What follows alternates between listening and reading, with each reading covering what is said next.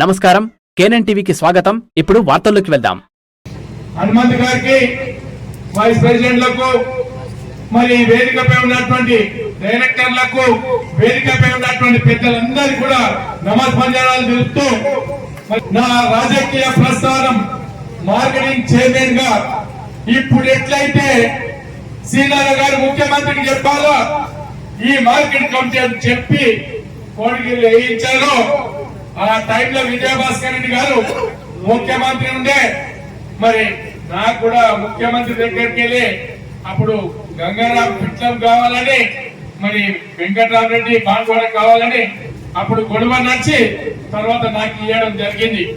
ఈ రోజు మరి మార్కెట్ కమిటీ చైర్మన్ కావడం అంటే మరి మీకు తెలుసు, మన కాంటాక్ట్ చేసిన క్యాండిడేట్ బీజేపీ నుంచి, అంటే ఇక్కడ లేనటువంటి ఉన్నటువంటి కార్యకర్తలు వదిలిపెట్టి తరువుడైనటువంటి వ్యక్తి పొందంగల్ బీజేపీలో ఉండే మొన్నటికి మొన్న రిజైన్ చేపించి కాంగ్రెస్ పార్టీలో తీసుకొని ఆయన పేరు ఆపించి పంపించాడు. మాకు బాధ అనిపించింది. అయ్యా, ఎందుకంటే ఈ కాంగ్రెస్ పార్టీ వదిలిపెట్టి మనం మోసం చేసి ఇంకో పార్టీలో పోయి పదవి కోసం ఈ పార్టీలో తీసుకొని వాళ్ళ పేరు రాస్తుంటే బాధ అనిపించి, కానీ పరిస్థితిలో మేమేం చేయలేనటువంటి పరిస్థితులు ఉండే అనుకోకుండా దేవుడే ప్రసాదించిండు. సీనన్నకు మరి కాంగ్రెస్ పార్టీలో మరి ముఖ్యమంత్రిపై ఆహ్వానించి మీరు రావాలి, మాకు అవసరం ఉంది, మీరు వస్తేనే మాకు సేవలు, ఈ సేవలు మాకు అవసరం ఉన్నాయని చెప్పి మరి అక్కడికి వెళ్ళి పార్టీలో తీసుకోవడం. ఎప్పుడైతే సీనన్న తీసుకున్నారో మరి సీనన్న కూడా నాకు ఫోన్ చేసి అడిగిండు, తమ్ముడు మనం కలిసి పనిచేద్దామంటే ఖచ్చితంగా కలిసి పనిచేద్దాం, మరి మనం కమిట్మెంట్ తోనే పనిచేద్దాం. మరి ఏదైతే సీనన్న ఉన్నారో నాకు, నా కార్యకర్తలకు నేను చెప్పుకునే దమ్ము ధైర్యం నాకుంది. మరి పాత వాళ్ళకి ఇద్దాం, ఎవరైతే జెండా మోచిర్రో పాత మనుషులకే 5-10 సంవత్సరాలు పనిచేసినటువంటి వ్యక్తులకే మనం చైర్మన్ ఇద్దామంటే మరి ఇక్కడ ఉండే అటువంటి పెద్ద మనుషులకు ఇక్కడ నుంచి ఒక నలుగురు, అక్కడి నుంచి ఒక నలుగురిని కూర్చోబెట్టి మాట్లాడితే ఒకటే పేరు ఇచ్చింది. పాపం ఒకే పేరు.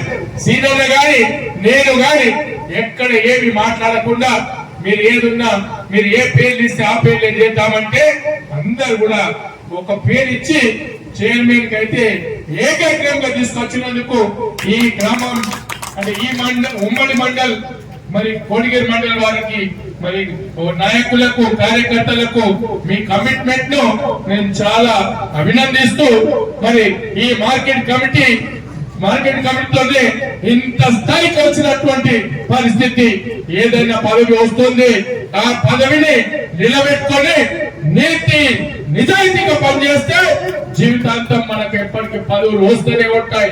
కానీ నీతి నిజాయితీ మర్చి మనం డబ్బులో కక్కుట్టుబడి ఏ మాత్రం పని చేసినా ఇది ఇక్కడికే ఆగిపోతుంది. కాబట్టి ఇక కాలాతీతమైంది.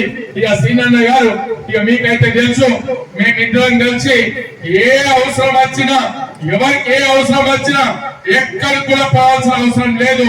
మరి గతంలో టిఆర్ఎస్ పార్టీలో పనిచేసిన ప్రతి ఒక్కరికి, మరి గతంలో కాంగ్రెస్ పార్టీలో పనిచేసిన ప్రతి ఒక్కరికి కూడా ఏ అవసరం వచ్చినా, ఎక్కడన్నా ఇవాళ చిన్న చిన్న వివాదాలున్నా మేము కూర్చుని పెట్టి దాన్ని పరిష్కారం చేసి మరి ప్రతి ఒక్కరికి కూడా రాబోయే local body election, sarpanch election, MPTC election, మీకు జెడ్పీటీసీ ఎలక్షన్ ఏది వచ్చినా సరే ఖచ్చితంగా పరిష్కారం చేసి గెలిచేటువంటి క్యాండిడేట్, ఎందుకంటే గెలిచే గుర్రాన్ని, పనిచేసేటువంటి గుర్రాన్ని ముందుకు తీసుకపోతే అందరికి కూడా మంచుకుంటది, ప్రజలు కూడా మనందరినీ కూడా హర్షిస్తారు.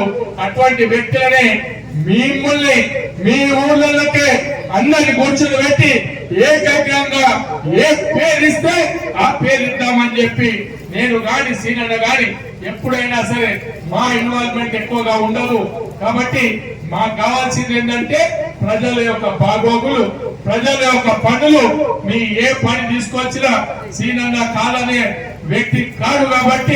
కాబట్టి మరి కాబట్టి నేను ఇంతటితో ముగిస్తూ ఈ కమిటీ ఏదైతుందో నీతి నిజాయితీగా పనిచేసి ముందుకు తీసుకెళ్తారని భావిస్తూ మరి ఏదైతే రుణమాఫీ గురించి మాట్లాడారో రుణమాఫీ గురించి సీనన్న మొన్న ఏదో ధర్నాలు చేసారు పాన్ఫోన్లు వచ్చి మరి గతంలో బాజిరెడ్డి గారు ఇక్కడ పనిచేసారు మరి ఇక్కడి నుంచి పోయినక్కడ ఇక్కడ పోతే ఒక్క మనిషికి ఒక పని చేయనటువంటి వ్యక్తి మళ్ళీ పాఠశాలలో వచ్చి ధర్నా చేసి మేము చూస్తున్న అంతా కైకిలోనే కలవడ్డారు కానీ నాయకులు కలవడలే ప్రజలు కలవడలే ఎందుకంటే మరి పని చేసినప్పుడు ఇక్కడ స్థానికులు గెలిపించినప్పుడు మళ్ళీ ఓడిపోయినక్కడ మరి నిజామా డిస్పల్లికి వెళ్ళిపోయి మరి ఇక్కడ ఎవరు పోయినా పట్టించుకున్నటువంటి వ్యక్తులు ఎవరైనా వస్తారా అని చూస్తే ఆ రోడ్డు మీద టెంట్ వేస్తే కుర్చీలన్నీ ఖాళీ కనబడ్డాయి కానీ ఇక్కడ ఉండేది ఏకైక పార్టీ